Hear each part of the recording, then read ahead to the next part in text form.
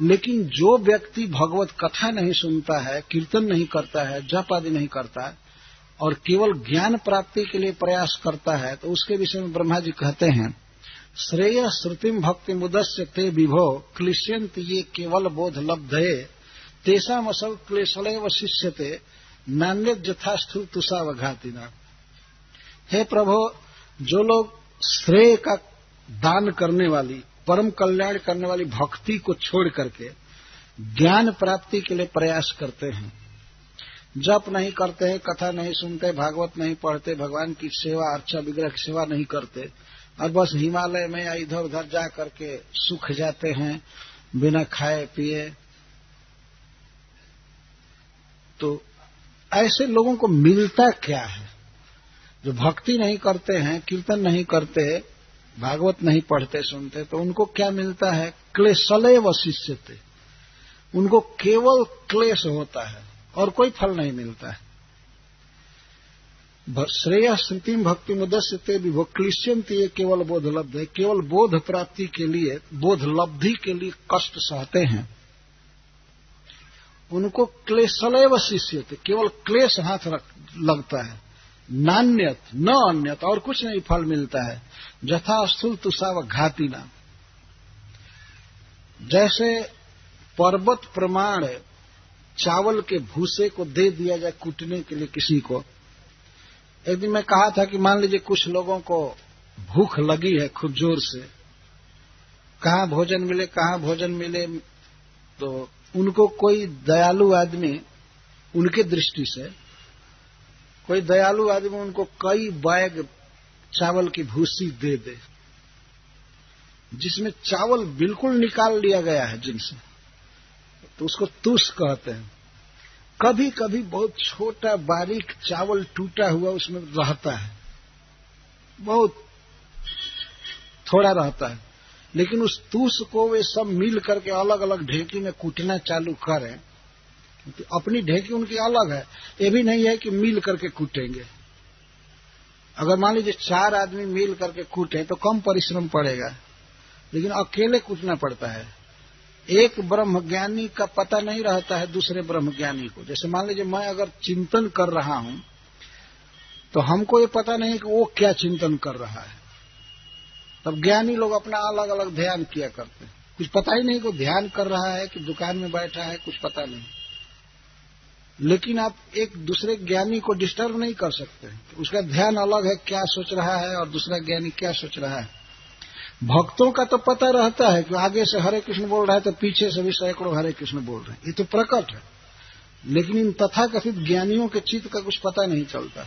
तो उसमें असहायता का दोष है, एक ज्ञानी दूसरे ज्ञानी की सहायता नहीं कर सकता,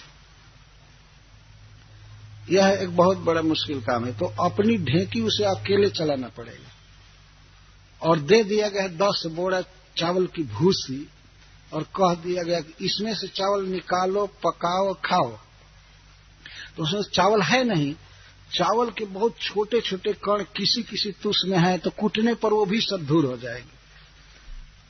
जब पहले से चावल थोड़ा थोड़ा है, अगर उसको जोर से कूटा जाए तो वो भी तो बिल्कुल पिसान जैसा हो जाएगा, आटा जैसा, और मिलेगा नहीं। तो चावल की भूसी को कूटते कूटते क्या होगा? क्लेशलेव शिष्यते, बस क्लेश हाथ लगेगा, पैर में दर्द होगा, सिर में दर्द होगा, और भूख की ज्वाला जो है वो तो कंटिन्यूअस लगी ही हुई है। तो वो चावल नहीं मिलेगा, बल्कि बीमार होकर के हॉस्पिटल चला जाएगा। तो भगवान के नाम का उच्चारण छोड़ करके, भागवत सुनना छोड़ करके, और बस ध्यान करो, तप करो, ये करो, वो करो, तो वे लोग उस तरह से मूर्ख है जैसे भोजन की आशा से कोई मूर्ख चावल की भूसी को कूट रहा। तो हाथ पैर में दर्द मिलेगा, सिर में दर्द मिलेगा, और कुछ नहीं मिलेगा, चावल फावल नहीं मिलेगा। ज्ञान नहीं होगा भगवान के विषय में, कुछ भी ज्ञान का प्रयास करने पर ज्ञान कुछ नहीं होगा। ज्ञान होगा भगवान की कथा सुनने से, और अपार शांति मिलेगी, शाश्वत जीवन प्राप्त होगा, ज्ञान से परिपूर्ण जीवन प्राप्त होगा, आनंदमय जीवन होगा भगवान की कथा सुनने से। श्री ब्रह्मा जी यह बात कह रहे हैं। इसलिए प्रत्येक व्यक्ति का कर्तव्य है कि भगवान की कथा सुने, और इसी बात को सदाचार परंपरा से कह रहे हैं, पुरे भूमन बहवोपि योगिनः त्वर्दर्पितेहा निज कर्म लब्धया। और क्या है आगे, विबुध्य भक्तैव कथोपनीतया प्रपेदिरेंजो चितते गतिम पराम। हे प्रभु, मैंने देखा है पूरा यह जगत, इस संसार में पहले बहुत से योगी हो गए हैं।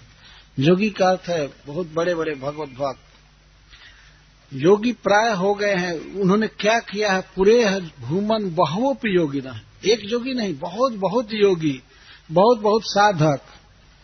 वे क्या किए कि अपनी इहा को, अपने समस्त इंद्रियों के वृत्ति को आप में समर्पित किए। आपको देखते थे, आपके लिए काम करते थे, हाथ से पैर से आपके विषय में सुनते थे, करते थे। इसको त्वदर्पित इहा कहते हैं, भगवान में इहा अर्पित कर दी और अपने कर्म को करते रहे, जो उनके लिए प्रिस्क्राइब ड्यूटीज है वर्ण आश्रम आदि के अनुसार, उसको किए। निज कर्म लब्धया विबुध्य भक्तैव कथोपनीतया। तो ऐसा करने से क्या होता है कि अपने धर्म में व्यक्ति रहता है तो उसे आपकी कथा मिलती है स्वाभाविक ढंग से, और कथा मिलती है तो कथा पर ही उसे भक्ति मिलती है। कथोपनीतया भक्त्या, कथा के द्वारा, उपनीता भक्ति के द्वारा आपको जान करके आपके चरण कमल के पास चला जाता है। बहुत सुंदर शब्द ब्रह्मा जी कह रहे, कथोपनीतया भक्त्या। भगवान की भक्ति को कौन ढो करके लाएगा, कथा लाएगी।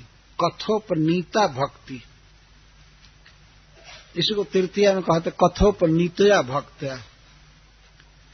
भक्ति भगवान की है,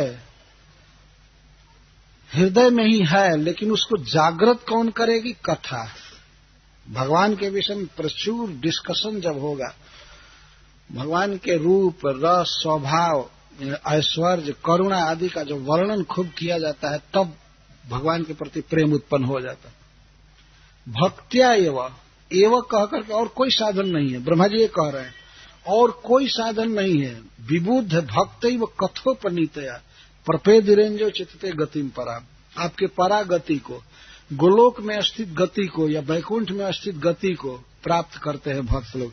आपकी सेवा करना, आपका नित्य पार्षद बन जाना, यह भगवत कथा से ही, आपकी कथा सुनने से ही संभव है।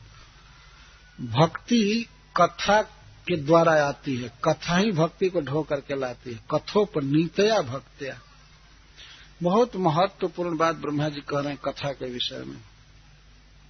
भगवान के चरणों में अनुराग पैदा करती है कथा, ये कथा ही ढो करके लाती है कृष्ण भक्ति को, और कृष्ण भक्ति के द्वारा जीव भगवान के धाम में चला जाता है। कृष्ण भक्ति पाए तबे कृष्ण निकट जाए।